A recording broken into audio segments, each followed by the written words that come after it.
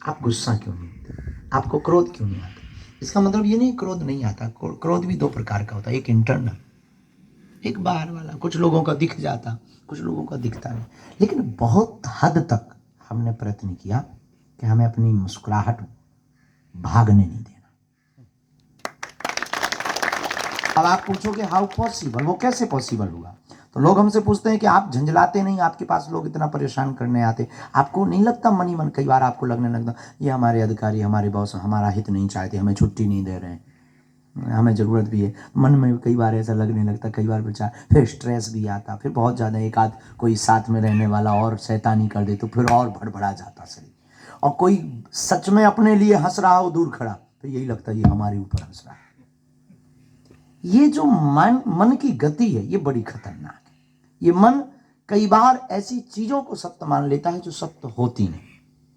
तो स्ट्रेस मुक्ति का सर्वोत्तम उपाय, या तो आप यहाँ व्यस्त बहुत रहते पर 12 घंटे की ड्यूटी करके आए, आप 5 मिनट मेडिटेशन करिए, ध्यान। जरूरी नहीं आप हनुमान जी का करो, राम जी का करो, आप जिनको मानते अपने गुरु का ध्यान करो, अपने इष्ट का, आराध्य का। हमारे सरदार परंपरा से जो है वो अपने गुरु ग्रंथ साहब का, जिनका भाव बने। 5 मिनट आप ब्लैंक होकर के, एकदम ब्लैंक, खाली, कुछ नहीं सोचना, केवल ध्यान करो। अगर आप ओम का करो, प्रणव का, तो हमें लगता है कि आप देखेंगे 10 से 15 दिन में आपके जीवन में और आपकी बॉडी में बहुत फर्क पड़ रहा, आपके विचारों में बहुत फर्क पड़ रहा। कई बार शरीर जो आलस में, चिड़चिड़ापन में, आपके विचार बदलने लगेंगे और सुताई आपके अंदर हैप्पीनेस आने लगेगा और आप गाली में भी मुस्कुराने लगेंगे। कोई उल्टा भी बोलेगा तब भी मुस्कुराएंगे। तो स्ट्रेस मुक्ति का सर्वोत्तम उपाय है ध्यान, मेडिटेशन। 5 मिनट, बहुत 1 घंटा नहीं, 2 घंटा नहीं, 5 मिनट ध्यान। और ध्यान का मतलब आंख बंद करना नहीं, ध्यान का मतलब हमारी मति जो कहती आंख खुले में ध्यान हो, बेहतरीन ध्यान। आंख खुली रहे और अपने आप को, हम, मैं कौन हूं और इस पृथ्वी पर क्यों आए। और आपका तो निर्णय फिक्स हो गया है कि आप इस पृथ्वी पर राष्ट्र हित के लिए आए और पूरे राष्ट्र की जिम्मेवारी आपके ऊपर है। और आप मुस्कुराएंगे मेरे प्रियजनों, हमारे परिवार के सदस्यों, हमारा भारत मुस्कुराएगा। आप स्वस्थ रहेंगे, हमारा भारत स्वस्थ रहेगा। और आपका ब्रेन तेज चलेगा, हमारा भारत आने वाली हर बला से बच जाएगा। हमारे भारत में की जो सुरक्षा व्यवस्था आपके हाथ में है, पूरा देश आपके कारण चैनी से सो रहा है। लेकिन आपका मुस्कुराते हुए रहना बहुत जरूरी। और हमने तो प्रण लिया है कि हम, अभी आपको बता भी रहे थे कैंप में जहाँ बैठे चाय पी रहे थे, हम प्रार्थना कर रहे थे कि एक बार हमारे साथ ऐसी घटना घटी तो हमारे जीवन में वो क्रांति हुई। हम अचानक से ट्रेन से जाना था, कहीं अचानक से जाना था, एक महात्मा का आदेश लगा कि आप आओ, ये अभी आओ। हम किसी शहर में कथा कर रहे थे, वहाँ से हमने रेलगाड़ी पकड़ी, रेलगाड़ी पर बैठे तो कुछ कोटा ऐसे होते हैं जो तुरंत टिकट मिल जाते हैं, पर उस दिन किस्मत की बात कि हमको नहीं मिली। और यही कोई 1.5-2 साल पुरानी बात, और आज तक ऐसा हुआ नहीं, पर नहीं मिली टिकट तो नहीं मिली। पर एक ट्रेन आ रही थी जो दिल्ली जा रही थी, हम बैठ गए। लेकिन विचित्र बात हमने अपनी आंखों से देखी, अधिकारी भी हमारे साथ में, सुरक्षा के अधिकारी भी थे, सब बैठे। लेकिन जैसे ही डब्बा के लोगों को पता लगा कि बागेश्वर महाराज आए, आधा डब्बा खाली हो गया, सबने सीट दे दी।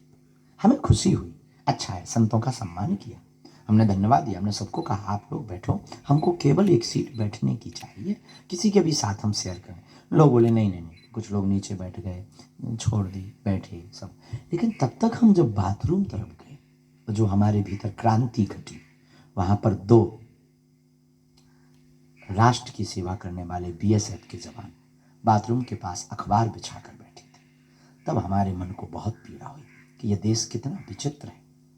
एक कोई अभिनेता या कोई व्यक्ति उस बोगी में बैठ जाता है तो बोगी खाली हो जाती है, और सबसे बड़ा अभिनेता इस देश का हीरो कई महीनों बाद अपने घर पर परिवार से मिलने आता है, उसको एक सीट तक शेयर नहीं होती है। उस दिन हमने प्रण लिया था कि अब जो भी होगा हमारे जीवन में, हम कुछ ना कुछ अपने शब्दों से भारत के लोगों को मोटिवेट करेंगे। और हम आपसे प्रार्थना करना चाहेंगे, आप सबसे, कि आप मुस्कुराओ, मुस्कुराना ही जीवन।